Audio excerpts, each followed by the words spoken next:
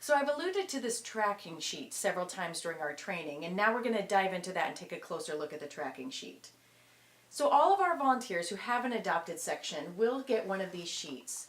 We'll fill this out when you come for your in-person training. You're going to go ahead and put your name on there and what section you've adopted.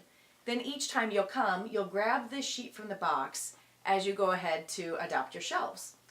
You'll complete the date that you're doing your shelf reading, the time you spent doing that, which an approximation is fine. If you were here for 55 minutes and you write an hour, that's totally fine. You'll track the number of books you reshelved, the number of books you pulled that were damaged, and then there's a note section, and this is primarily notes to yourself. Please do not feel that you need to leave any specific notes to us about maybe books that you pulled, specific titles, damage, or anything like that. This is mainly just notes for yourself, or if you're working with a volunteer peer or partner, sometimes we have groups that adopt shelves together. This is how they could leave notes back and forth saying, well, I got A through B done, and next time the next person knows where to pick up and start from at that point. When it comes to books reshelved, sometimes the questions we get are, well, I moved this book over so I could put this one back. That would only count as one. Or I pulled a book and it goes to an area outside of the area that I've adopted. We would still count that book as well. Even though you didn't put that in its final location, you still got it on its path back. So in that particular example, we would count that as 2 books. The back of the tracking sheet contains a few reminders for our volunteers, such as job duties.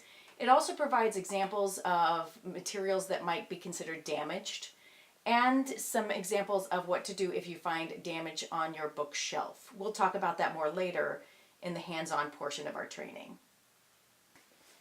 When you come for your Adopt a Shelf training, you'll complete one of these forms and you'll put it in the box. This box will live on site and it contains all the tracking of the sheets for our volunteers in the Adopt a Shelf role.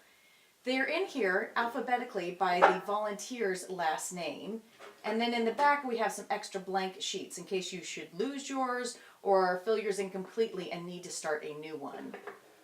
You'll notice these sheets live in here and everybody has kind of their own way of tracking their information. So some people write actual numbers and make little notes to themselves about what they did. So shelf reading, dusting, and shelf reading.